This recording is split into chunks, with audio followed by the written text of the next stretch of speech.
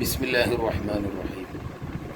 സുബ്ഹി നിസ്കാരത്തിൻ്റെ പിറകിൽ സാദാ ദിക്റുകൾ കഴിഞ്ഞതിൻ്റെ ശേഷം വല്ലവനും യാ ഫത്താഹ്, വളരെ കൂടുതൽ കാരുണ്യത്തിൻ്റെയും റിസ്കിൻ്റെയും റഹ്മത്തിൻ്റെയൊക്കെ കവാടങ്ങൾ തുറന്നു തരുന്നവനെ എന്നർത്ഥമുള്ള യാ ഫത്താഹ്, എന്താണ് യാ ഫത്താഹ് എന്ന് എത്ര പ്രാവശ്യം?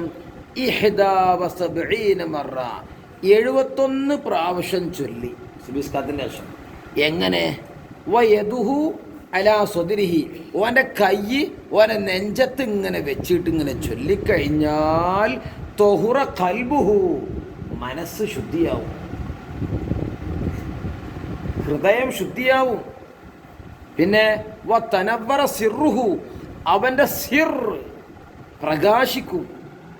വയസുറ അമ്രുഹു, അവൻ്റെ കാര്യങ്ങളെല്ലാം ലളിതമാവും, എല്ലാം പെട്ടെന്ന് ശരിയാവും. വഫീഹി സിർറുൻ അളീം, യാ ഫത്താഹ് എന്ന അള്ളാഹുവിൻ്റെ നാമത്തിൽ നമുക്കറിയാതെ വളരെ മഹത്തരമായ ചില രഹസ്യങ്ങളുണ്ട്. എന്തിനെ?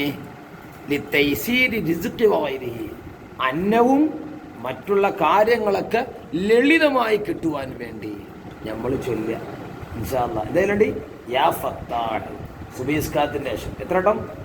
71 പ്രാവശ്യം കൈ നെഞ്ചത്ത് വെച്ചിട്ട്. റബ്ബ് തൗഫീഖ് ചെയ്യട്ടെ.